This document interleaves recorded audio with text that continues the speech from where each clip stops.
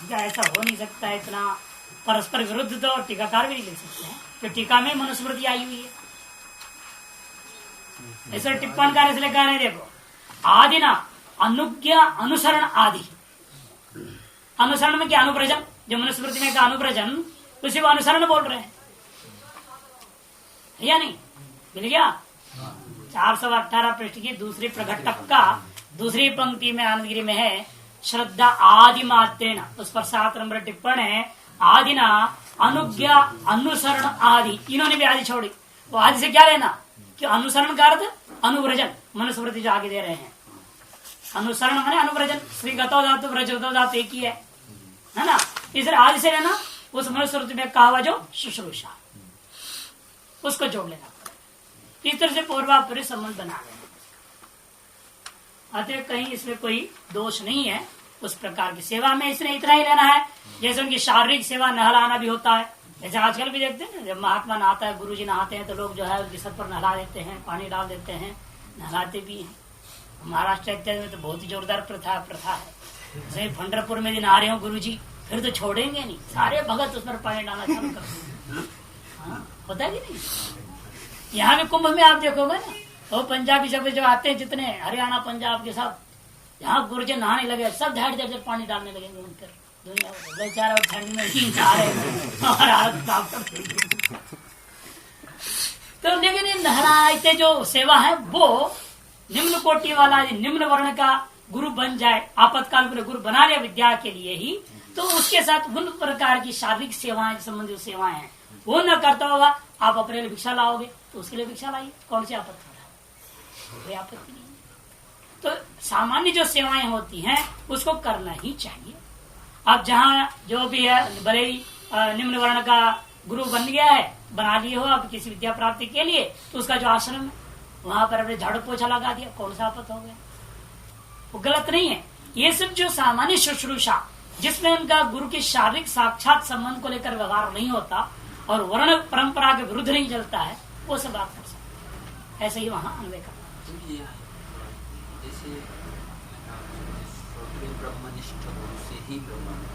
ये शास्त्र सिद्धांत है। यहाँ आप देखिए, वो तो श्रोत्रिय ब्रह्मनिष्ठ है नहीं। कौन? ये राजा हाँ है, बताएंगे। देखो नहीं, जो जिस विद्या को प्राप्त कर रहे हैं, आप जिस विद्या को प्राप्त कर रहे हैं वो विद्यावान। हम ब्रह्म विद्या से मतलब नहीं रख रहे। श्रोत्रियम गुरु, मैंने पहले भी कल भी कहा था, इस विषय में जब चर्चा हुई थी, जब निर्गुण ब्रह्म विद्या प्राप्त करना हो तो श्रोत्र ब्रह्म से ही प्राप्त करना पड़ता है। और बात जितने भी सगुण विद्याओं को प्राप्त करेंगे आप, इसे प्राप्त कर सकते। और दूसरी बात, आपातकाल में अश्रोत्र गुरु से प्राप्त कर सकते। इसलिए आपातकाल मनुस्मृतिकार में जोड़ा था।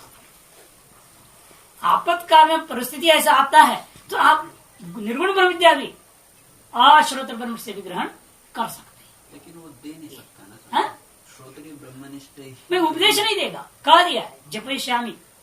इस पर विचार अब आ रहा है, इसीलिए वो ज्ञापन मात्र कराएगा, उपदेश नहीं दे सकता। एक उसके ज्ञापन किए हुए के आधार पर आपको अनुभव कर लेना है। कैसे? उसी पर आप शास्त्र शुरू होगा कि जो धृत बाला की अभिमत ब्रह्म था वह वास्तविक ब्रह्म नहीं है। ये अजातशत्रु का इस व्यवहार के द्वारा कैसे ज्ञापन हुआ, ये इससे आप शास्त्रार्थ आरंभ होगा। कथम पुनरिदम अवगम्यते सुप्त पुरुष गमन तत्संबोधन अनुत्तान गार्ग्याभिमतस्य ब्रह्मणो अब्रह्मत्वं ज्ञापितम इति कथम अवगम्यते। आगे ना आपका प्रश्न, वो बहुत इस तरह से कराए, साक्षात उपदेश नहीं करता है। तत्त्वमसि सीधा नहीं बोल सकता उसको, किंतु ज्ञापन ही कराता है। लेकिन यहाँ पूर्व इसलिए शंका करता है, ये जो व्यवहार किया ज्ञापन कैसे हो गया इस बात का कि जितने कुल मिलाकर के वहां पर 12 प्रकार के ब्रह्म की चर्चा हुई, 12 पर्यायों में 12 सोपालिक ब्रह्म का कथन किया और उन सोपालिक ब्रह्मों को भी वह हृदय के अंदर अभेद करते देवताओं के कर्तृभक्त रूप में जो ग्रहण कराया है वही ब्रह्म है करके, उनमें से कोई भी पर्याय वाला कोई भी तत्व जो है वास्तविक ब्रह्म नहीं है। ये इस व्यवहार से कैसे ज्ञापन हो रहा है? यह व्यवहार क्या किया? सब पुरुष के पास ले गया, उसको संबोधन किया, फिर उसका उठना नहीं हुआ, हाथ हिला हिला कर उसको जो है जगाया गया, इसके द्वारा ये तादृश व्यवहार के द्वारा गार्ग्याभिमत ब्रह्मणो, गार्ग्य के द्वारा अभिमत जो ब्रह्म है वह ब्रह्म वाक्य में अब्रह्म है। इस बात को कथम ज्ञापितम, कथम इदम ज्ञापितम, यह बात को कैसे ज्ञापन कर रहा है बताइए। कहते जागृत काले योग गार्ग्य प्रेत पुरुष कर्ता भोक्ता ब्रह्म सन्निहित करणेषु यथा तथा अजात शत्रु विप्रेतो भी तत्स्वामी वृत्तेषु राजा सन्निहित एव। क्योंकि शंका करने वाले का तात्पर्य भी थोड़ा समझना पड़ेगा। क्या तात्पर्य है? कहते देखो जागृत काल में क्योंकि गार्ग्याभिमत जो ब्रह्म है वो जागृत काल ही नहीं है। सप्त इंद्रियों के व्यवहार को लेकर के तो इंद्रियाभिमानी देवताओं को लेकर उसने सारा उपदेश दिया है। आदि देवी का और आध्यात्मिक का अभेद करता और हृदय रूपी देश के अंदर ग्रहण करने को उसने उपदेश दिया है। इसीलिए उसका अभिप्रेत जो पुरुष है वो कर्ता भोक्ता ब्रह्म है। वो तो जागृत काले कर्णेषु सन्निहित, कर्णों में सन्निहित, अतः कर्णाभि संबद्ध होकर गई कर्तृत्व भोक्तृत्व ब्रह्म रूपेण ग्रहण किया है पुरुष ने। ये तो हो गया उसके अभिप्रेत, कौन? गार्ग्य अभिप्रेत। और अजात शत्रु की अभिप्रेत क्या है? वो दूसरा है बिल्कुल। वो चाहता है इन इंद्रियों से सन्निहित कर्तृत्व भोक्तृत्व वो नहीं ग्रहण करना, इन इंद्रियों के स्वामी को ग्रहण करना, तत्स्वामी। अजात शत्रु विप्रेतोपि तत्स्वामी एवं। उसी प्रकार है वो गार्ग्य के द्वारा गृहित जो तत्व है वो भृत्य स्थानापन्न है और अजाशत्रु जो कह रहा है वो राजा के समान वाला है।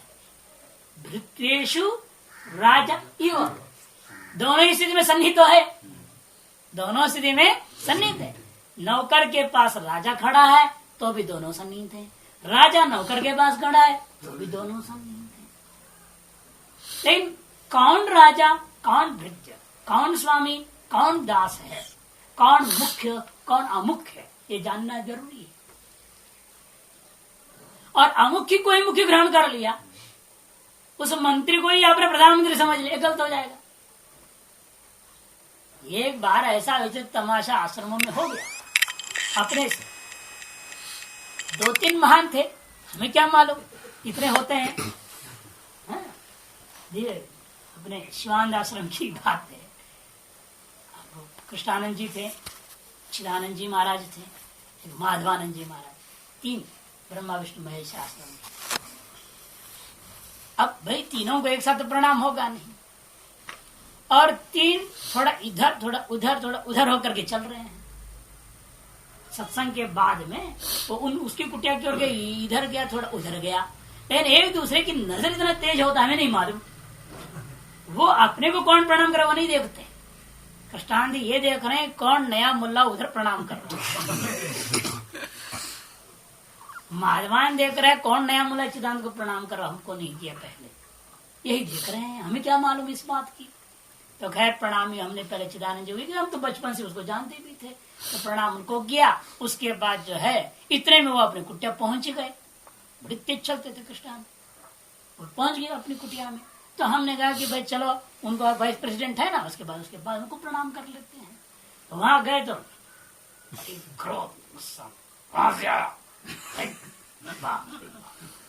कहा ये 440 वोट कहां से आ गया, हम तो 230 वोट को जानते। तो हमने भी अपनी व्यंग्य भाषा में ही बोला, महाराज जी ऑर्डिनरी सॉकेट। क्या मतलब, क्या मतलब? मैंने कहा ये EH नहीं है, EH इंजीनियरिंग भाषा बोला मैं। ये जानते हैं, ऑल इलेक्ट्रिक होम 440 वोल्ट होता है। EH मतलब ओनली इलेक्ट्रिक होम, वो होता है केवल 230 वोल्ट, केवल बल्ब ट्यूबलाइट जलाने वाले। हमने कहा हम तो EH यही है नहीं, वो समझे नहीं भाषा को। मैंने कहा समझ में है ना उनको भी, वेदांति भले हो, कुछ है ही नहीं मामला, बाकी मामले में। फिर बाद में कुछ और बातें होते लगे। फिर हमने बताया ऐसे आप भी एक बार बंगलोर आए थे, ऐसे। अच्छा वो है आप, तभी ये भाषा बोल रहे हमसे है। कहते हाँ वही है। तो ऐसे हो जाता है, बताओ। हमने अमुख्य को मुख्य पकड़ लिया होगा, है ना। अब कृष्णांश की दृष्टि से वो है ना कि मैं मुख्य व्यवस्थापक हूं यहाँ का, तुमको कमरा चाहिए तो मेरे को पहले प्रणाम करना चाहिए। अब उन्होंने कमरा नहीं दिया, इसीलिए गणेश आओ जाओ खड़िया पलटनों का स्थान है वहां डाल दिया। तो ये ना वो मुख्य थे व्यवस्थापक दृष्टिया, आश्रम दृष्टिया, हमने अमुख्य को मुख्य मान के प्रणाम कर दिया। अब उसे कमरा नहीं मिला। 3 दिन बाद देवता को प्रसन्न जब हुए तो दम मिल गया। तब मुख्य समझ में आई ना हम लोग भी, तब मुख्य को प्रसन्न कर लिए, कमरा मिल गया। तो यही हुआ यहाँ पर, एक राजस्थानापन, एक भृत्यस्थानापन, एक कर्ण संहित है। और कर्ण सन्निधि में विद्यमान कर्ता को मुख्य कर्ता को कर्तव्य ने ग्रहण नहीं किया, गौण कर्ता को कर्तव्य ग्रहण कर लिया। यही समस्या है। किंतु वही कह रहे हैं, हुआ क्या है, भृत्य स्वामिनोर गार्ग्य अजात शत्रु प्रेत। गार्ग्य प्रेत कौन हुआ? भृत्य। अजात शत्रु स्वामी, इसे द्विवचन दोनों जगह दिया प्रेत। और यद विवेक अवधारण कारण तत्संकीर्णत्वा, कहा? जागृत काल। जागृत काल में इनके भेद को, इनका विवेक का पूर्वक अवधारण करना कठिन है। विवेक अवधारण कारणम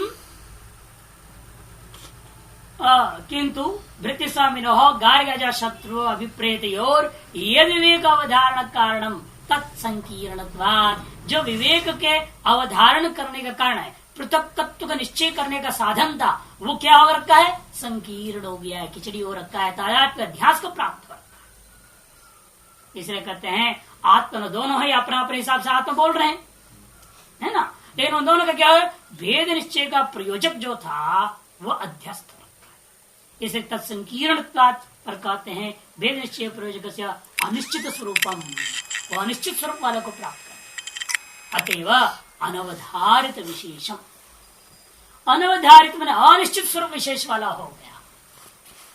क्यों अनिश्चित स्वरूप विशेष वाला हो गया? क्योंकि उनका आपस में तादात्म्य विद्यास हो रखा है। क्या विवेक होना चाहिए था और क्या नहीं हुआ, वो भी अभिनय कर दिखा रहे। यह दृष्टित्व में भोक्तो न दृश्यत्व, जो भोक्ता है वो दृष्टा ही है, वो दृश्य नहीं हो सकता है। ये बात निश्चय नहीं हो पाया। और ये अभक्तु दृश्यत्वमेव, और जो अभक्ता है वह दृश्य ही है, वह न तो दृष्टित्व, ये बात का निर्णय नहीं हो पाया। दृश्य को दृश्य रूपेण, दृष्टा को दृश्य दृष्टि रूपेण पृथक पृथक करके अवधारण करने का कोई सम्यक साधन जागृत काल में नहीं है, क्योंकि उन दोनों का तादात्म्य अध्यास हो गया। प्राण को दृश्य रूपेण ग्रहण करना था और प्राण ब्रह्म को ही उसने दृष्टा मान लिया, और जो मुख्य ब्रह्म था जीवात्मा, और उसको उसने जो है दृश्य कोटि में रख दिया। उसके दृष्टि में एक तरह से दृश्य कोटि में गया ना वो। जब दृश्य को अपने दृष्टा मान लिया, इसका मतलब क्या? आप दृष्टा को दृश्य मान रहे, ये स्वतः सिद्ध हो जाता है। तादात्म्य अध्यास में यही होता है। आप कहेंगे मैं आंखों से देखा कि मैं देखा, कौन सा सही है? आंख देखा कि मैं देखा? यदि आपको आंख ही देखता है इसलिए आंख ही देखने वाला है, आंख ही दृष्टा है, मैं दृष्टा नहीं हूं, तो गलत हुआ नहीं क्या उसमें? ये कारण क्यों हो जाता है ऐसे? तादात्म्य अध्यास के कारण। इस तच्चौभयम यह संकीर्णता, तच्चौभयम यह संकीर्णता, उभय में दृष्टि दृश्य दोनों ही संकीर्ण का मतलब क्या? उभय और तादात्म्य। विविच्य दर्शितुम अशक्यम, अलग अलग करके दर्शाना कठिन है। इसीलिए सुप्त पुरुष गमन, पहला जो शंका है पुरुष गमन से कैसे बोध करा रहा है, उसके लिए सबसे पहला सुप्त पुरुष के प्रति गमन का हेतु वर्णन किया कि जागृत काल में जो दीप्त बाला के द्वारा कथित आत्मा है, दृष्टा है, वो वाक्य में दृश्य था, और अजात अभिप्रेत जो वाक्य में दृष्टा है, दृश्य है, वो उसको जिसको उसने दृष्टा को दृश्य रूप में ग्रहण किया है वह दृष्टा ही है, और जिसको दृश्य को दृष्टि रूप में ग्रहण कर लिया वह वाक्य में दृश्य ही है। इस बात को पृथक करके बताना जागृतकालीन व्यवहार में संभव नहीं था, और स्वप्न में घुस के तो क्या बताएंगे आप? अतएव एक ही रास्ता था सत्पुरुष को पकड़ के समझाने का। अतएव वह सत्पुरुष की ओर गमन किया। पहले जो है व्यवहार का जवाब दे दिया। तब पूर्व पक्षी कहे ननु सुप्ते भी पुरुष विशिष्टर नाभिर आमंत्रित भोक्तैव प्रतिपक्षते ना भोक्ता इति। तब पूर्व पक्षी कहता है अब दूसरा तत्संबोधन पर विचार आरंभ करते हैं। वह सुख पुरुष में के पास जाकर के भी जो विशिष्ट नामों के द्वारा जो आमंत्रित किया है वह भोक्तैव प्रतिपक्षते है। और भोक्ता का ही प्रतिपादन हो रहा है, न भोक्ता अभोक्ता का तो उसने संबोधन नहीं किया है। भोक्तैव राजा भी मत भोक्ता, पूर्व पक्ष मतलब क्या, राजा के द्वारा विमुक्त जो भोक्ता है उसी को वहां बोला जा रहा है। और राजा विमत जो है अभोक्ता मैंने दृश्य को गार्ग्य विमत जो अभोक्ता, गार्ग्य जिसको भोक्ता मान रहा है और वाकई में अभोक्ता है, उसको संबोधन नहीं किया है राजा ने। पूर्व पक्ष कहना है जो हे व्रत हे पांडवा जो संबोधन दिया गया था वह राजा ने उस संबोधनों को स्वाभिप्रेत आत्मा को बोध कराने के लिए प्रयोग किया है, न कि पराभिप्रेत आत्मा होता जो अभोक्ता का बोध करने के लिए नहीं है, ऐसा पूर्व पक्षी कह रहा है। लेकिन राजा ऐसा नहीं किया है। राजा ये जताना चाह रहा है उसको, तुम्हारे द्वारा विपरीत जो आत्मा है ना, यदि वो इस समय यहां था उस आत्मा का नाम लेते उसको जगना चाहिए था। लेकिन आपके विपरीत आत्मा इस समय नहीं है, इसका मतलब आपका विपरीत वस्तु वास्तव में आत्मा ही नहीं है। कदाचित रहे कदाचित न रहे, वो आत्मा थोड़ी है। सुषुप्ति अवस्था में नहीं है जो बृहत पांडरवासा नाम वाला जो दृप्त बाला के विपरीत आत्मा, वो सुषुप्ति काल में संबोधन करने पर उठ नहीं रहा है। इसका तो सुषुप्ति काल में दृप्त बाला के विपरीत आत्मा वह है नहीं, अर्थात वो आत्मा है। बोध कराया नहीं इस तरह से।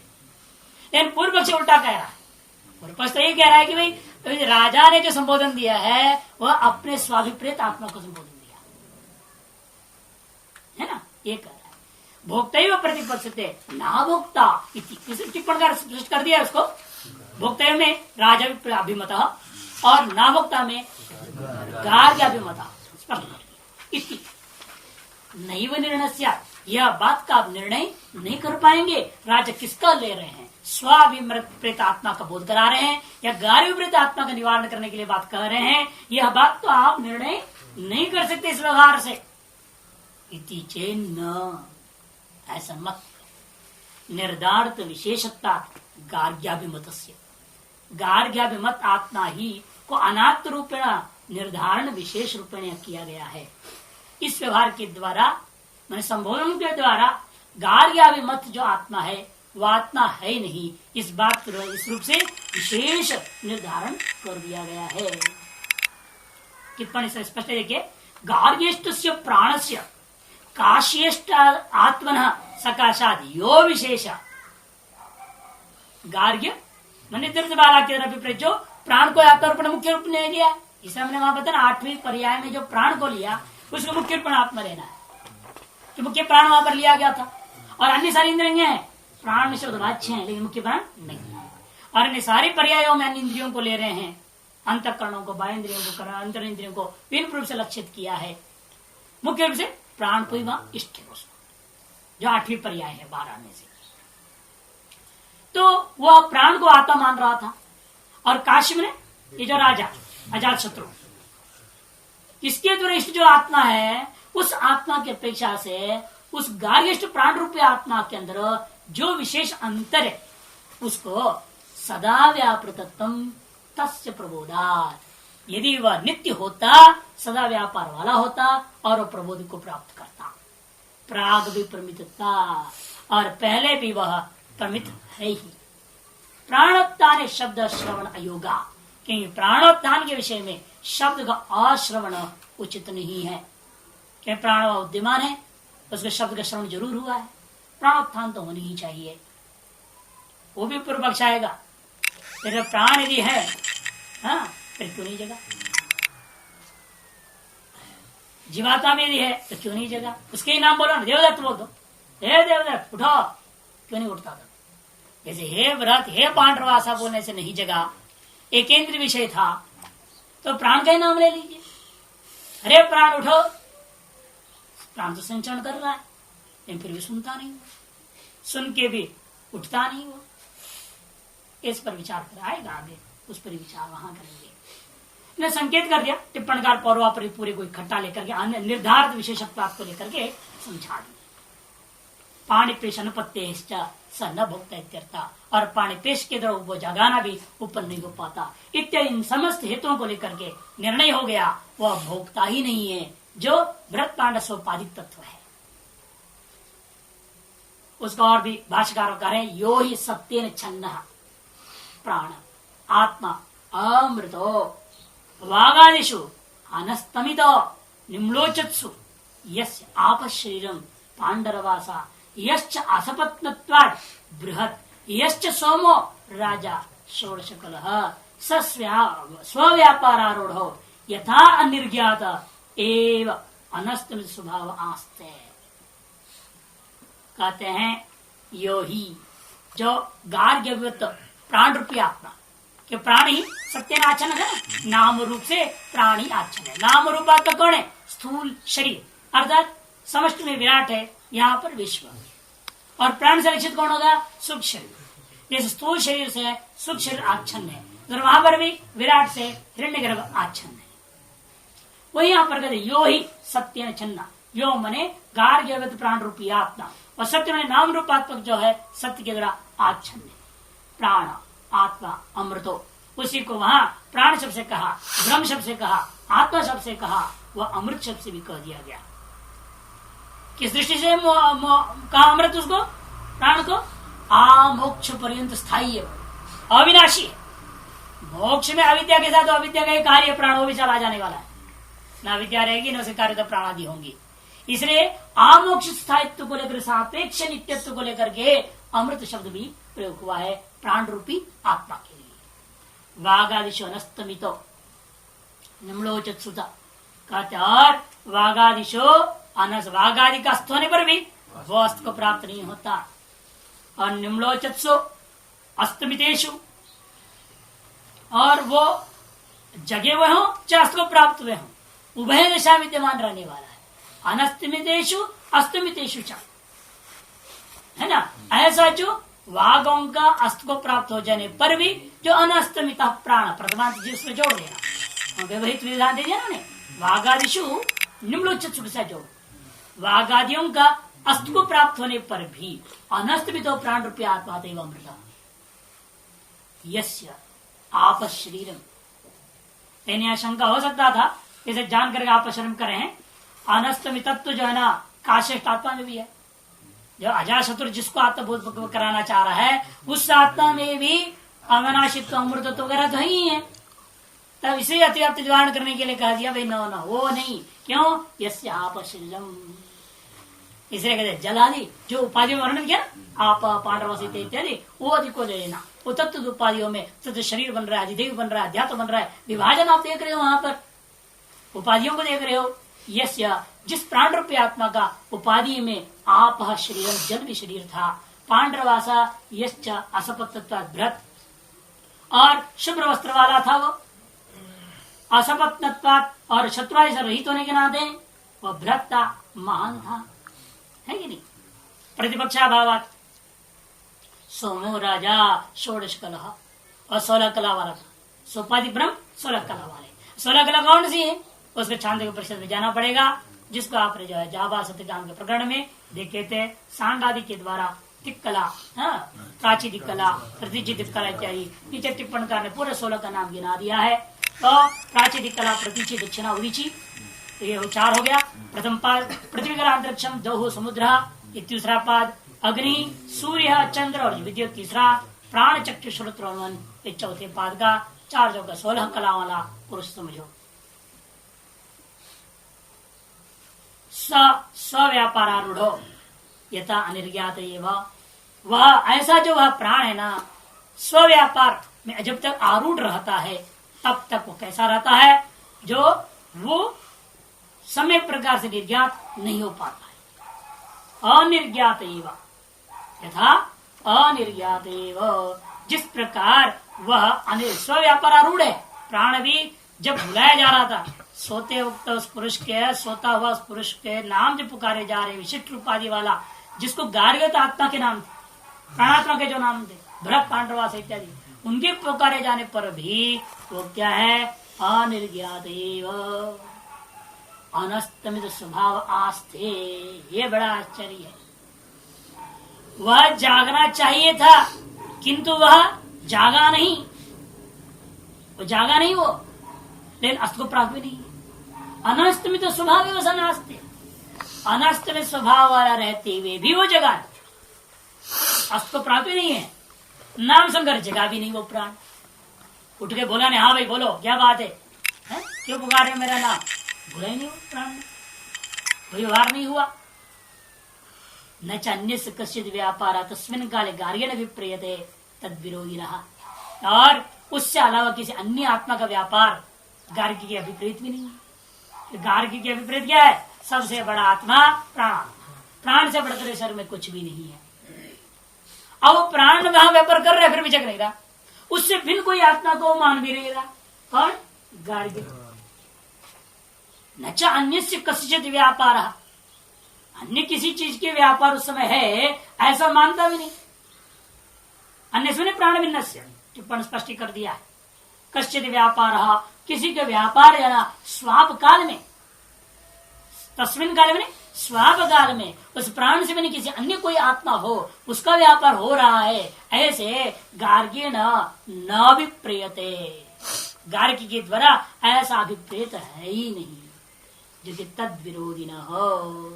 माने प्राण विरोधी, अन्य सके विशेषण है, प्राण का विरोधी, प्राण से भिन्न कोई दूसरा कोई आत्मा हो, जिसका व्यापार उस समय में हो रहा हो, उस बात को गार्ग्य के द्वारा स्वीकार ही पूर्ण 12 पर्यायों में कहीं भी वर्णन नहीं किया गया है।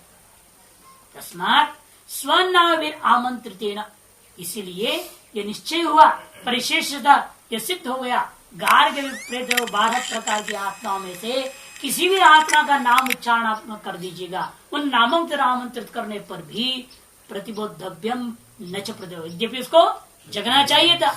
उन 12 प्रकार से कोई एक भी आत्मा होता उसके अंदर उस समय में, उसके नाम वगैरह उसको जगना चाहिए था, कि न च प्रतिबोध्यता, इनमें से कोई भी नहीं जगे। यहाँ एक ही को दृष्टांत दिया है, ऐसे 12 बहुत विस्तार हो जाएगा, मतलब ना, बृहत पांडवास एक पर्याय का 4 नाम को ले लिया, लेकिन समझना पूरे 12 पर्याय के सभी के नाम पुकार पुकार उस एक करके अनुभव कराया। वो नहीं है तो ये नहीं तो वो करके मन में ना आवे। हाँ, राजा ने हर उपाधि के 4 नाम हर जगह बोली गई थी, चारों नामों को हर उपाधि का पुकारा, लेकिन किसी भी उपाधि वाला आत्मा उठा ही नहीं।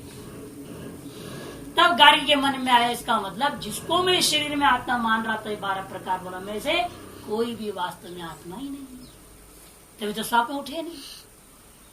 जैसे जागृत कालीन तादात्म्य अध्यास को लेकर जो भ्रांति हुई थी, उसको निवारण करने का सबसे आसान तरीके निकला। तस्मात् पारिशेष्या गार्ग्य प्रत्यक्ष अभोक्तृत्व भ्रमण, इसलिए परिशेषता सिद्ध हो गया, गार्ग्य अभिप्रेत जो भ्रम था वह वाक्य में भोक्ता नहीं है। इस तरह से संबोधन का भी प्रयोजन निर्णय दे दिया। अब कहते हैं कि भाई जो भी भोगता है ना कोई भोगता, तो अपने विषय को प्राप्त कर सबको भोग क्यों नहीं करता? यदि भोक्ता कोई है और स्व विषय को प्राप्त कर उसको भोग करना ही चाहिए। ये तर्क उसके लिए भी बन रहा है, उभय तर्क है ये। यदि गार्ग्य विपरीत भोक्ता होता वहां, वह स्व विषय जो नाम आदि पुकारने के बाद स्व विषय को ग्रहण करके भोग करना चाहिए था। आज गार्ग्य विपरीत आत्मा भी नहीं है वहां कोई। अजाशब्द विपरीत कोई आत्मा होता भोक्ता, फिर अजाशब्द उस आत्मा का नाम ले देवदत्ता आदि, फिर वो भी क्यों नहीं जग रहा? रज्जु वाला तर्क को जान के उठा रहा है, ताकि वो अंतिम भाग तो था ना अनुत्थान ही, उसके 3 वहां यहाँ पर पूरी व्यवहार में 3 बात है। शुद्ध पुरुष का आगमन के ओर गमन, तत्संबोधन और अनुत्थान। और अनुत्थान रूपी तीसरे पक्ष को उठाने के लिए युक्ति आरंभ कर रहे हैं। देखिए, भोक्तृ स्वभाव चेत भुंजित समिशय प्राप्त, सामान्य नियम है ये। तो ये भोक्तृ स्वभाव वाला कोई तत्व इसके अंदर है, वह अवश्य ही स्व विषय को प्राप्त कर उसको उपभोग तो करना ही चाहिए, चाहे कोई भी हो। प्राण में भोगता है, चाहे कोई और भोगता हो, चाहे गार्ग्य विपरीत भोगता हो, चाहे अजाशत्रु विपरीत भोगता हो, आत्मा हो, उसको तो अपने विषय प्राप्त भोगना ही चाहिए। नहीं तदृश स्वभाव प्रकाशित स्वभाव सन वन्य ही तृणोपलपादि दाह्यम सुविषम प्राप्त न दति प्रकाशम न प्रकाशयति। ये युक्ति को समझा रहे, जैसे दग्धृ स्वभाव वाला और प्रकाशन स्वभाव वाला अग्नि है, वह अपना विषय भूता तृण उलप आदि, तृण में घास विशेष, उलप में घास विशेष है इत्यादि दाहियों को प्राप्त करने के बाद उसको नहीं जलाएगा, और प्रकाश घटपट आदि प्राप्त होने के बाद अग्नि उनको प्रकाशन नहीं करेगा, ऐसा तो हो नहीं सकता। निश्चित दहति प्रकाशित प्राप्त विषय नाश वन्य दग्धा प्रकाशित निश्चित। यदि वह वन्य जो दाह्य और प्रकाश्य पदार्थों को प्राप्त करने के बावजूद भी वह जलाता नहीं, प्रकाशन नहीं करता, तो हमें निर्णय लेना पड़ेगा यह अग्नि न दग्धृत्व स्वभाव वाला है न प्रकाशितृत्व स्वभाव वाला। उसी प्रकार यदि कोई तत्व अपने भोग्य को प्राप्त करने के बाद उसको भोग नहीं करता है, तो हमें कहना पड़ेगा ये भोक्तृत्व स्वभाव वाला नहीं। अन्वय व्यतिरिक्त दोनों मुख से कथन किया युक्ति को, तर्क को पहले। तथा असौ, यथा अग्नि विषय तथा असौ प्राप्त शब्दादि विषयोपलब्धि स्वभाव। उसे यदि गार्ग्य अभिमत जो प्राणाली जो 12 उपाधियों का जो आत्मा ही प्राणात्मा ही आत्मा होता, तो प्राप्त शब्दादि विषयोपलब्धि स्वभाव, और उसके स्वभाव क्या है, प्राप्त जो शब्दादि विषयों का उपभोग करने का स्वभाव यदि होता, कौन से आत्मा में, गार्ग्य विप्रेता प्राणो बृहत् पांडरवास शब्द समिश्रम उपलब्ध। फिर तो वह प्राण रूपी आत्मा बृहत् पांडरवास इत्यादि नामों को पुकारने पर अवश्य उसके विपरीत में उसके जवाब में व्यवहार करना चाहिए था, जगना चाहिए था, कुछ न कुछ कार्य विशेष करना चाहिए था। यथा प्राप्त तृणोपाधि वन्नीर दहेत प्रकाशेच्छ अव्यभिचारेण, जैसा अग्नि जो है प्राप्त तृणोपाधियों को अवश्य जला देता है, प्रकाशों को प्राप्त अवश्य प्रकाशित कर देता है अव्यभिचार पूर्वक, तद्वत इसको भी करना चाहिए किसी भी अवस्था में क्यों ना हो। तस्मात् प्राप्त नाम शब्दादि नाम अप्रतिबोधात अभोक्तृ स्वभाव निश्चित है। इसलिए प्राप्त शब्दादियों के आधार पर प्रतिबोध नहीं हुई, इससे ज्ञापन हो गया कि गार्ग्य प्रेतात्मा भोक्ता नहीं है। नहीं यस्य स्वभाव निश्चित सत्यम विचरती कदाचित, क्योंकि जिसका जो स्वभाव यदि आपने निश्चय कर लिया उसका विचार कदाचित भी नहीं होनी चाहिए। कोई कह सकता ना, अरे जागृत खबरें अवस्था में वो स्वभाव है, सुषुप्ति स्वभाव नहीं है, उसके लिए जवाब दिया ऐसा नहीं हो सकता, कदाचित विचार होनी चाहिए। असति प्रतिबंधक है, वस्तु का अपना स्वभाव का भी विचार नहीं हो सकता है। इसलिए इस प्राण का स्वभाव है शब्द आदि को उपभोग करने का, विषयों को प्राप्त करने उसको उपभोक्ता भोक्तृत्व उसका स्वभाव यदि होता तो सुषुप्ति अवस्था में उसको भोक्तृत्व आना ही चाहिए। क्यों कोई प्रतिबंधक तो नहीं, जैसे जागृत में कोई प्रतिबंधक नहीं। क्या अविद्या भी कहोगे, अविद्या तो जागृत में भी सपन में भी है, अज्ञान कहाँ नहीं है। अज्ञान विशिष्ट की विचार चल ही रहा है, अज्ञान पुरुष में ही सोपाधिक में विचार करे सर्वोत्तम आत्मा कौन है, सगुण ब्रह्म की तो विचार चल रहा है, निर्गुण ब्रह्म तो है नहीं यह मामला अभी। इसीलिए तो अज्ञान तो सर्वत्र सामान्य, ये निद्रा रूपी दोष अज्ञान रूपी दोष को नहीं दे सकते, सर्वत्र है वो। यहाँ एक दोष है वहां दूसरी दोष है तीसरी दोष है, दोषापन तो सभी अवस्थाएं हैं। अतएव यह विचार करना पड़े, जिसको भोक्ता का विपरीत तो कर रहा था, यदि उसके भोक्तृत्व स्वभाव है वह सुषुप्ति काल में भी होना ही चाहिए था। इसलिए कदाचित अपि करिए अतः सिद्धम प्राण से अभोक्तृत्व, इसलिए वो जो प्राणात्मा उसके द्वारा विपरीतता वह भोक्ता नहीं है, यह बात सिद्ध हो गया। संबोधनार्थ नाम विशेषेण संबंध ग्रहणात् अप्रतिबोधित चेत। अरे बात ऐसा है जैसे आप भी है ना, अजाशत्रु के अभिप्रेत जो जीवात्मा है वो जीवात्मा का भी का नाम पुकार जगता तो क्यों, आप कहोगे वो अपने नाम का संबंध ग्रहण नहीं किया है? नाम संबंध ग्रहण नहीं करता है। कहते हम भी कहेंगे प्राण भी था, लेकिन उसका जो नाम तुम पुकारे वो पुकारते रहे, लेकिन उस नामों का संबंध ग्रहण नहीं, उल्टा मारेगा। संबोधनार्थ नाम विशेषेण संबंध अग्रहणात् न आगे आएगा सिद्धांति बीच में स्वयं बताएंगे।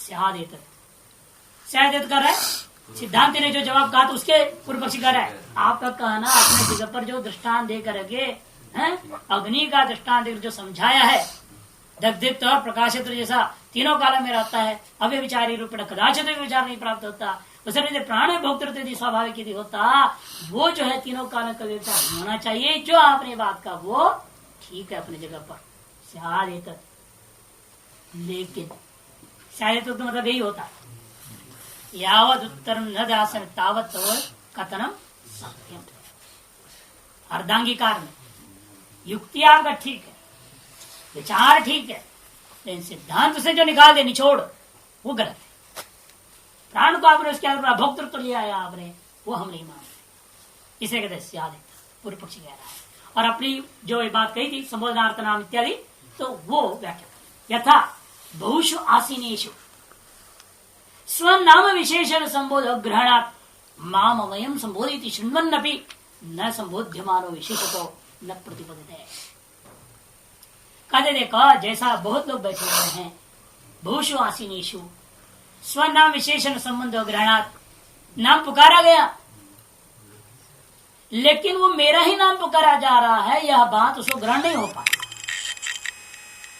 माम अयम संबोधयति, ये जो है मेरे को ही संबोधित कर रहा है, इस प्रकार से स्वनाम विशेष के साथ संबंध ग्रहण नहीं हुआ।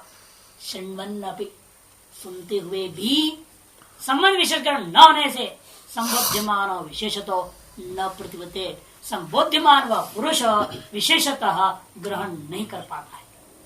तथा इमानी बृहन नित्यम आदीनी मम नामानी इति अगृहीत संबंधता। यहाँ भी बहुत सारे प्राण हैं और प्राण के सब छड़े सब इकट्ठे सोए पड़े हैं वहां पर, एक पड़े हैं वो बहुत यहाँ पर भी विद्यमान है।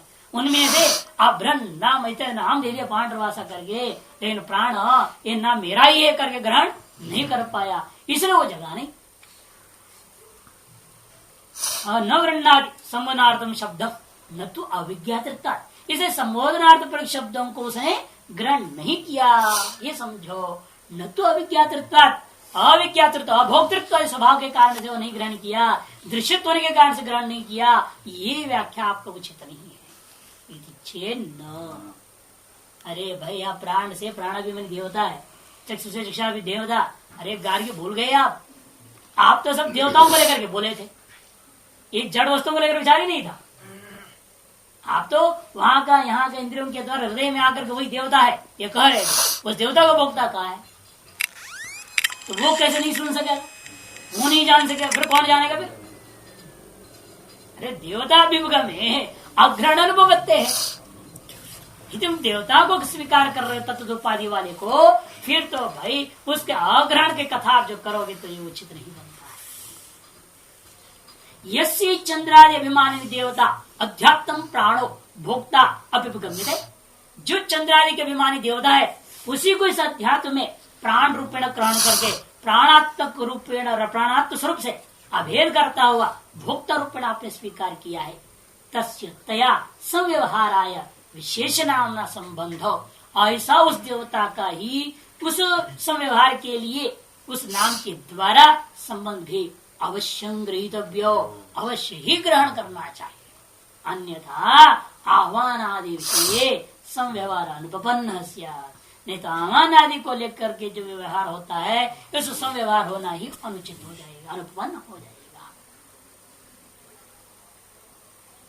वादिनो मत, यस्य इसलिए कहते वादिनो मत, सिद्धांत मत नहीं है। यस्य ही चंद्रादि मन, यसे मैंने गार्ग्य, जो वादी यहाँ पर कौन है? गार्ग्य। उसके मत में जिसको जो है देवता का रूपेण स्वीकार किया गया था, तस्य तया देवदया, उस देवता के द्वारा उस नामों का पुकारने पर भी संव्यवहार करने के लिए विशेष नाम के द्वारा उसका पुकारे जाने पर उसका संबंध उसने ग्रहण नहीं किया, कहना उचित नहीं है। नहीं तो स्व नाम में जो शक्ति ग्रहण उसको स्वीकार नहीं हुआ, फिर किसके नाम में शक्ति ग्रहण करेगा? हाँ? आपको अपने नाम का भी शक्ति ग्रह यदि नहीं हुआ है तो अन्य नामों की शक्ति ग्रह हो सकता है क्या? असंभव है। इसे अन्यथा कर दिया। अन्यथा आह्वानादि विषय में किसी भी व्यक्ति का नाम को पुकारना जो व्यवहार होता है वह व्यवहार ही अनुपन्न हो जाएगा। व्यतिरिक्त पक्षे भी अप्रतिपत्तर युक्त, आ गया ना। सिद्धांति पर बोला महाराज ये सब जो है ना आप पर भी मार रहे हैं हम, ऐसे नहीं। आप प्राण से वितरित बने, प्राण आदि जो उपाधि है इनसे भिन्न आत्मा जो मान रहे हो ना, उस पक्ष में मैं पूछा वो आत्मा है या नहीं? उस आदमी में आत्मा है, उसका नाम क्या है? देवदत्त। उसको पुकारिए ना, फिर देखिए पुकार करके जगता की नहीं, तब भी नहीं जगा। फिर बराबर हो गया ना हमारा तुम्हारा मत। यदि हमारा प्राण रूप आत्मा अभोक्ता है, तुम्हारा प्राण भी ना आत्मा भी अभोक्ता ही सिद्ध हो जाएगा। पूर्व पक्षी कहता है व्यतिरिक्त पक्ष अपनी मान सिद्धांत मत में जो प्राण से भिन्न आत्म पक्ष में है भी अप्रतिपत्ति तुल्ययुक्तम, अप्रतिपत्ति तुल्य ही होता है। अतएव यह युक्ति आपने जो दिया वह अयुक्त है। चिन्ह युक्ति क्या है? संबोधन करने पर अप्रतिपत्ति अनुत्थान, इसकी व्याख्या चल रही है। तीसरा जो अनुत्थान को व्याख्या, जो संबोधन उत्तर काल अनुत्थान को जो आपने युक्ति दे रहे हो वो युक्ति ही नहीं है, अयुक्त है होगा। चेत की व्याख्या करेगा आप। यस्य च मते माने सिद्धांति पक्ष जा शत्रु मते प्राण व्यतिरिक्त भोक्ता, प्राण से भिन्न भोक्ता को माना गया है, इसलिए ऐसे के बन गया तव मते। यह टिप्पण में स्पष्ट सिद्धांति मते। तस्यापि उसके भी मत में यही पूछूंगा मैं, आपके अपने मत में भी आपके अपने आत्मा का भी नाम लीजिए ना। जैसा हमारे मत में आपने बृहत आदि नाम ले लिया, और आपके मत में जो भी नाम होगा प्राण भिन्न आत्मा का वही नाम ले लीजिए। बृहन इत्यादि नाम संबोधने बृहत्तादि नाम नाम तदा तद विषयता प्रतिपत्ति युक्ता। क्योंकि आपके भी मत में यदि आपके इस प्राण भिन्न आत्मा का भी नाम बृहत पांडवासी आदि इत्यादि है, तो उन नामों का संबोधन करने पर बृहत्तादि नाम नाम तदा तद विषयता, बृहत्तादि नाम भी क्या होंगे? उस प्राण भिन्न आत्मा का विषय होगा, तो प्रतिपत्ति युक्ता, उसको प्रतिपत्ति होनी चाहिए। न च कदाचित बृहत्ता शब्द संबोधित प्रतिपद्यमान दृश्यते, लेकिन हमने तो यही देखा कदाचित अभी बृहत्ता शब्दों के संबोधित करने पर भी वो आपका भी प्राण भिन्न आत्मा जगता है ही नहीं। तस्मात् अकारणम अभोक्तृत्व संबोधन प्रतिपत्ति, इसलिए संबोधन की अप्रतिपत्ति का होने में अभोक्तृत्व को कारण नहीं कर सकते। अभोक्तृत्व संबोधनोत्तर में अनुत्थान हुआ, ऐसा करके हेतु के रूप प्रस्तुत आप नहीं कर सकते। यदि चिन्ह तद्वदस्तावन मात्र विमान अनुभवते है। अंतर है भाई, उस समय वह प्राण मात्र का विमान नहीं कर रहा, एक उपाधि का विमान नहीं कर रहा, सर्वोपाधि का विमान करता है। भैरव कहेगा सर्वोपाधि का ही नाम ले लीजिए, सर्वोपाधि का एक नाम होगा वही नाम ले लीजिए, उसका भी जवाब देंगे। पहले तो इसको समझो कि एक उपाधि है ना, बृहत पांडव से क्या चंद्राभिमानी मन का देवता को लेकर के है, उसको प्राणाधीन करके आपने कह दिया है, तो एक उपाधि को लेकर जब कहा हुआ नाम है, उस समय वो जो आत्मा है सर्वोपाधि को समष्टि रूपेण अभिमान करके बैठा हुआ है। कीर्तदा सतासो में संपन्न भवती है ना, समष्टि का अभिमान करके विराजमान है उस समय। इसलिए एक व्यष्टि का नाम लेने से काम चलता है, वो सुनता नहीं। तद्वतस्तावन मात्र अभिमान अनुपत्य है। तद्वता मैंने कार्य कारण संघात वाला, प्राणातिरिक्त आत्मा जो है वह कार्य कारण संघात वाला है। प्राणातिरिक्त आत्मा वह प्राण मात्र का अभिमानी नहीं है। यस्य प्राण व्यतिरिक्त भोक्ता सब प्राण करणवान प्राणी, क्योंकि जो यस्य मते, ये समय वही मम मते, सिद्धांति मते, अजात शत्रु मते, प्राण व्यतिरिक्त भोक्ता, प्राण से बिना आत्मा जहां माना जा रहा है, उस स्थिति में वह आत्मा वह भोक्ता केवल प्राण का अभिमानी नहीं होगा, प्राणादि कर्णवान भवति, वह प्राणादि समस्त कर्णों वाला होगा, अतः वह प्राणी होता है। तस्य न प्राण देवता मात्र अभिमान, उस आत्मा का सुषुप्ति काल में प्राण देवता मात्र के साथ उसका अभिमान नहीं रहता है। यथा हस्ते, जैसे केवल हाथ में अभिमान नहीं होता, उसी प्रकार से केवल एक अंग होता प्राण देवता के साथ उसका अभिमान नहीं हो सकता है। पूरे शरीर में जैसे अभिमान पूरे शरीर में होता है। शरीर केवल कार्य नहीं, कर्ण संघात भी, कार्य कर्ण समस्त संघात पर अभिमान है। लेकिन कौन सी, अब उसे भी आगे आएगा विचार ना, फिर कहेंगे केवल व्यष्टि नहीं, उसे समष्टि तक लेनी पड़ेगी। अतः इस व्यष्टि के देवता का नाम लो तो भी नहीं उठेगा, और समष्टि का नाम उठने पर तो नष्ट का नाम अब ले हिरण्यगर्भ बोलो, हिरण्यगर्भ उठो। हाँ उठा है या नहीं आपको पता क्या चलेगा? आप तो व्यष्टि का उठना ना उठना देख रहे हो, समष्टि का उठना ना उठना देख सकते हो? इसलिए उसके नाम पुकार उठा या नहीं उठा निर्णय नहीं होता है, क्योंकि आपको जो देख रहे हैं, जो बोध करने का प्रयास किया जा रहा है, तो कार्य की एक अनुमान करण व्यष्टि के कार्य कर्ण संघात से भिन्न यथा आत्मा तथा समष्टि से भी भिन्न माननी पड़ेगी। उसके एक अनुमान कराने के लिए व्यष्टि को दृष्टांत बनाना, सुषुप्त पुरुष को ले गया व्यष्टि के कार्य ले जा रहा है, उसके अनुमान आपको कराएंगे आगे का। वो सीढ़ियां कदम पर कदम उसको बोध कराने की प्रयास है। जब कोई श्यामी वाली बात है ना, यहाँ क्रम से बोध करा रहा है।